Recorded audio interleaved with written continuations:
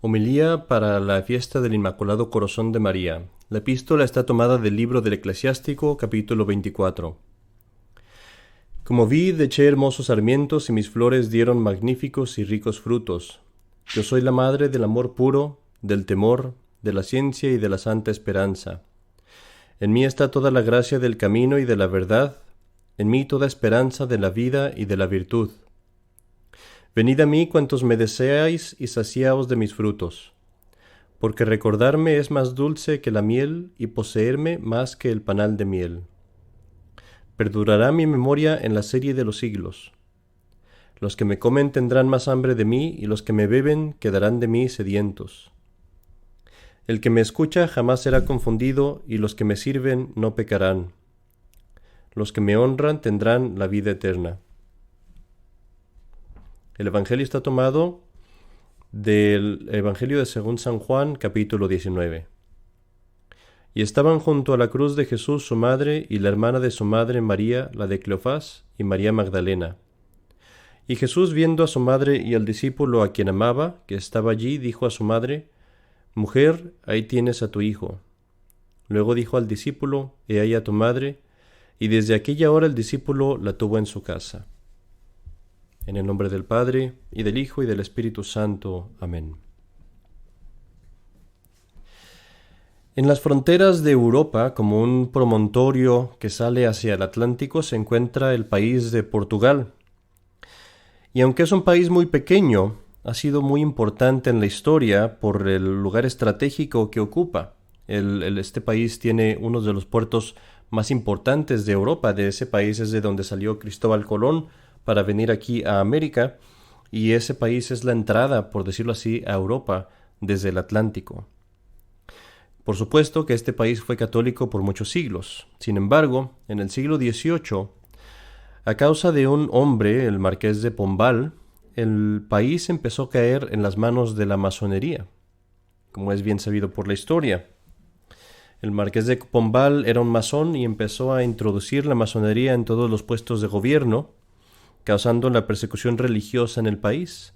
Expulsó a los jesuitas de Portugal, expulsó a otras órdenes religiosas, y en 1910 y en 1911 el país introdujo leyes contra la Iglesia, las leyes de separación de la Iglesia y del Estado, en las que se robaban los bienes de la Iglesia, y leyes en las que se impedía el trabajo de la Iglesia de todas las formas posibles. Es en este país en el que se aparece Nuestra Señora en un lugar llamado Fátima, en el año 1917. Y Nuestra Señora vino del cielo con una misión especial de Dios. Verán, queridos hermanos, a través de la historia, aunque el hombre continúa pecando y ofendiendo a Dios, la providencia de Dios arregla las cosas de tal modo que encuentra un plan de salvación.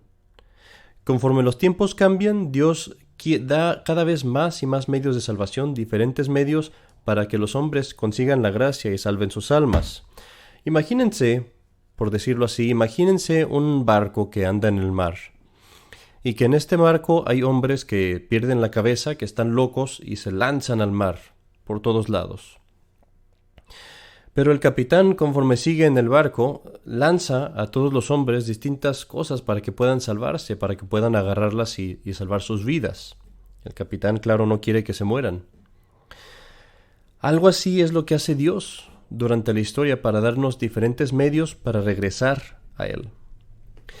En algún punto, quizás estos medios fueron órdenes religiosas como o hombres, predicadores, como San Francisco de Asís, Santo Domingo de Guzmán, San Ignacio de Loyola.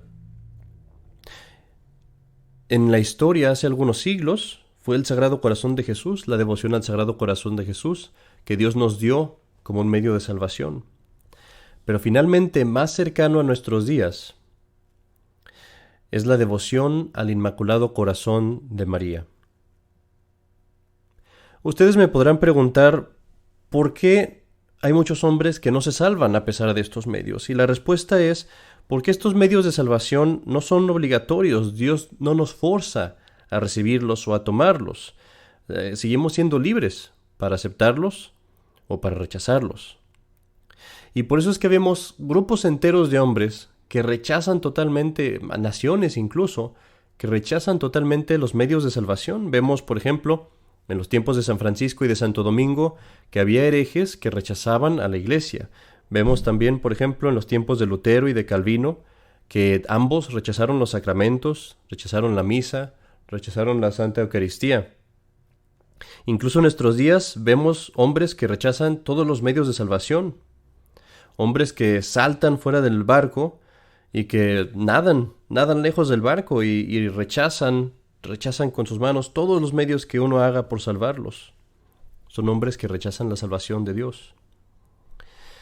Y así, amigos, como les decía, Nuestra Señora, la Virgen María, cuando vino a Fátima, vino con una misión de Dios, y esta misión era darnos el último medio de salvación, su corazón inmaculado.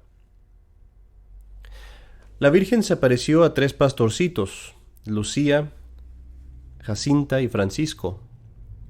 Jacinta y Francisco Marto eran hermanos, Lucía era una parienta de ellos.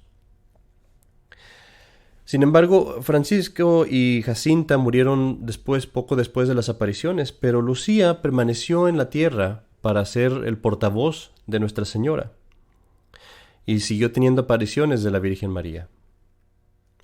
Entre todas las cosas que la Virgen María le dijo a la hermana Lucía, hay una cosa que le quedó clara, y era que, como ella lo dijo, íbamos a ver la batalla decisiva entre el demonio y la Virgen María, y que su corazón inmaculado era el último recurso que Dios daba a la humanidad para su salvación.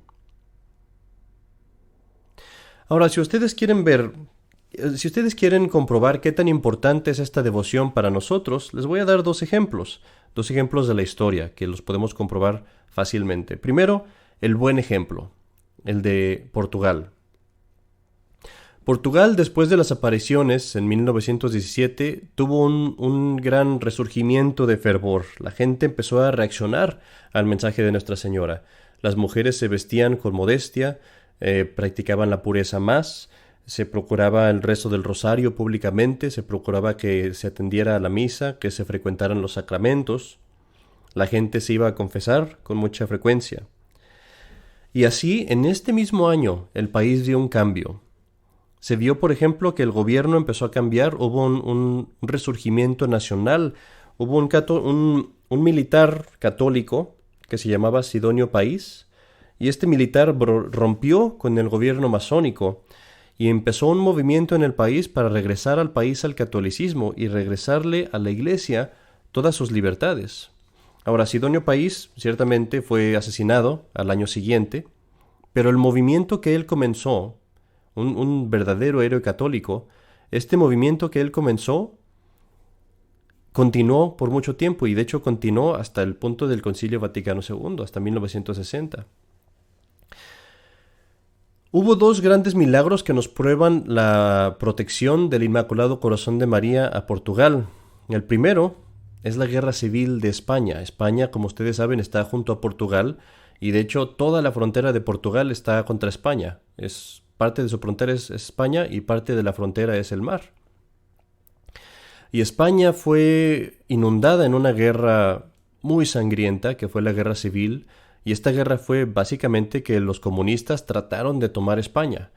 Y hubo una fracción de España que respondió, que combatió, y lograron detener el comunismo, pero esta guerra fue tremenda en España. Y a pesar de estar junto a Portugal, Portugal no fue tocado por el comunismo, no le llegó a Portugal esta plaga. El otro milagro que vemos es en la Segunda Guerra Mundial. Vemos que todo el mundo se quemó, se ardió durante esta guerra. Todos los países sufrieron daños y destrucción, sobre todo en Europa. Y Portugal, a pesar de estar en un lugar tan estratégico, que como ya dije era el puerto para entrar a Europa, Portugal fue dejado afuera de la guerra. Nadie lo tocó durante la guerra. Y eso nos muestra qué tan poderosa es la devoción al Inmaculado Corazón de María. Pero veamos el otro lado, ¿Qué pasa si rechazamos este medio de salvación? ¿Qué pasa si no escuchamos las peticiones de nuestra Santísima Madre? Y les voy a leer de sus propias palabras para que ustedes me digan si esto es cierto o no. Ella dijo: si lo que estoy a punto de decir se hace, se salvarán muchas almas y habrá paz. La guerra terminará, se refería a la Primera Guerra Mundial. Pero si la gente no deja de ofender a Dios, una guerra peor va a comenzar durante el reinado de Pío XI. Y le dijo el hermano Lucía: cuando veas en una noche iluminada por una luz extraña, sabe que esta es la gran señal que da Dios de que está a punto de castigar al mundo por sus crímenes, por medio de la guerra, el hambre y la persecución de la Iglesia y del Santo Padre. Esta luz la vio la hermana Lucía poco antes de la Segunda Guerra Mundial y fue la señal de que iba a comenzar la Segunda Guerra Mundial. Nuestra Señora continúa, dice: para prevenir eso, para impedir eso, voy a venir a pedir la consagración de Rusia a mi Inmaculado Corazón y que se hagan las comuniones de reparación en los primeros sábados del mes.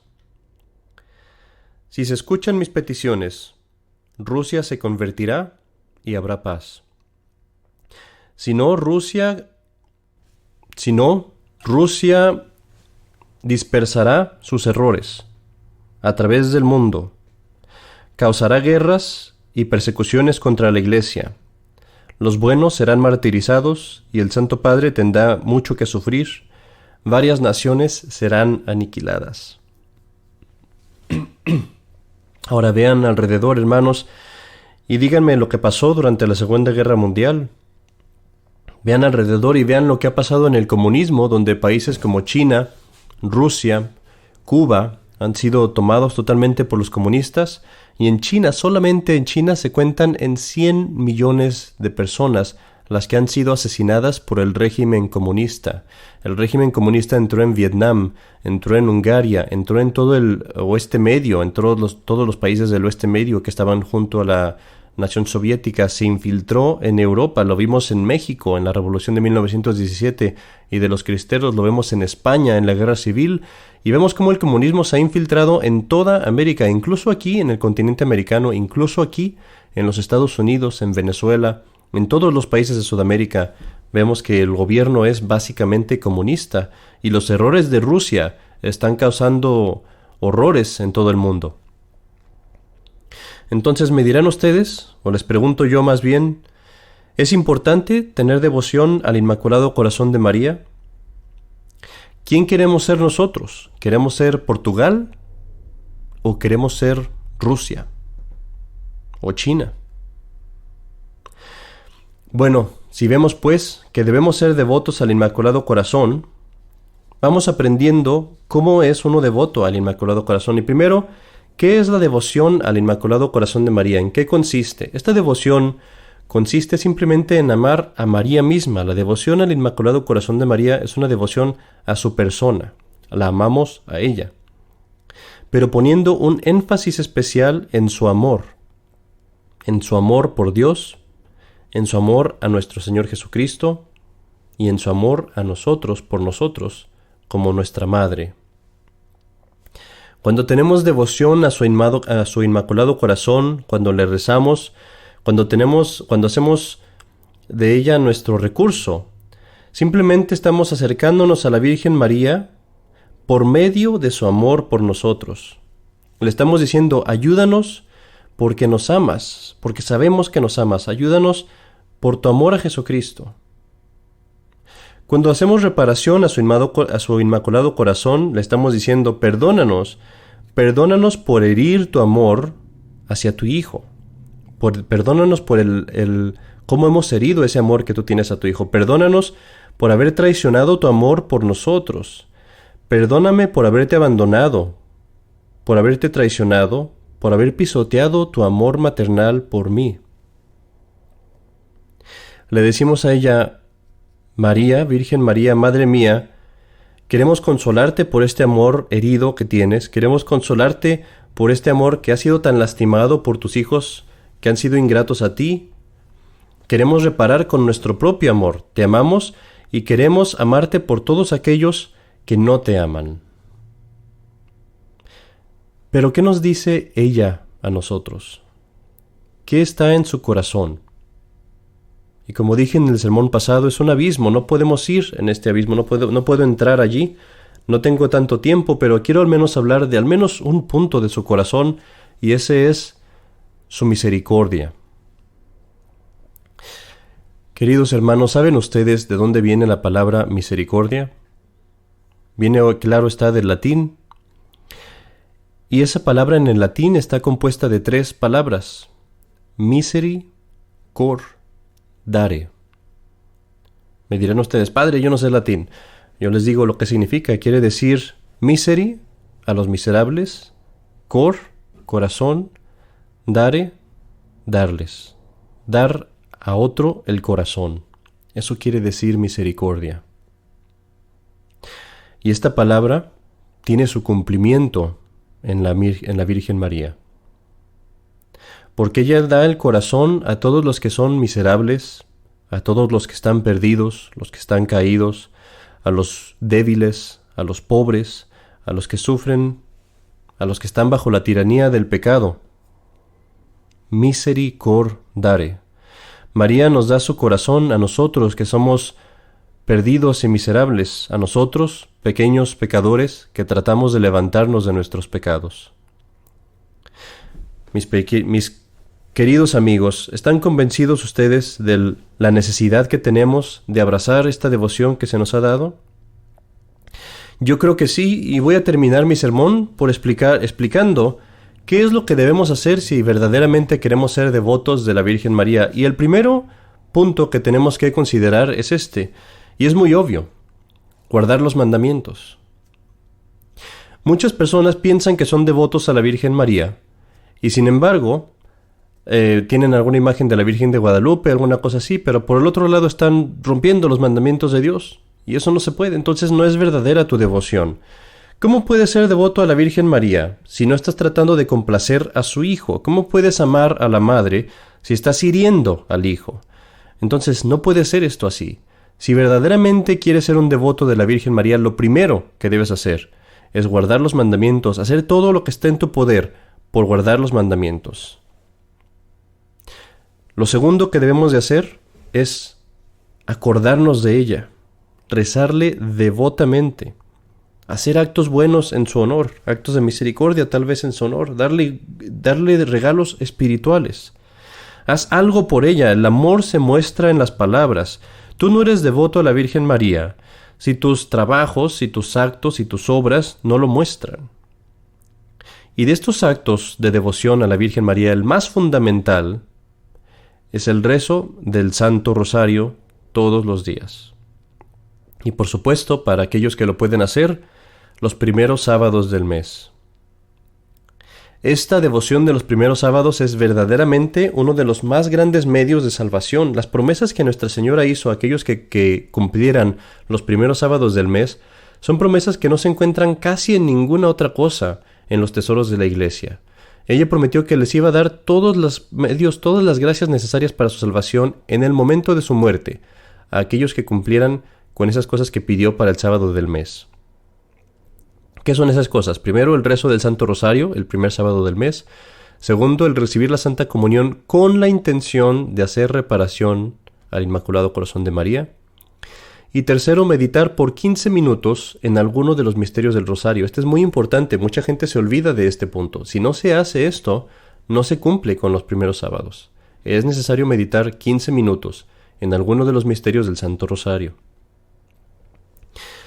Finalmente, el tercer punto que necesitamos considerar para ser devotos a la Virgen María es perseverar en su amor. No dejes ir ese amor. Sigue regresando a tus prácticas de devoción, incluso cuando sea difícil, incluso cuando estés de vacaciones, incluso cuando sea tarde. Reza tu rosario, rézalo con tus hijos, rézalo con tu familia. Honra a la Virgen María. Y si se te ha olvidado y alguna vez has decaído de tu fervor y dejaste esas prácticas de devoción, vuélvelas a tomar, vuélvelas a retomar. Nunca dejes de amarla, nunca dejes esta devoción. Queridos amigos, en esta misa, Pídanle a la Virgen María la gracia de crecer en su devoción, en su amor, y recuerden este famoso lema: el servo de María nunca perecerá. En el nombre del Padre, y del Hijo, y del Espíritu Santo. Amén.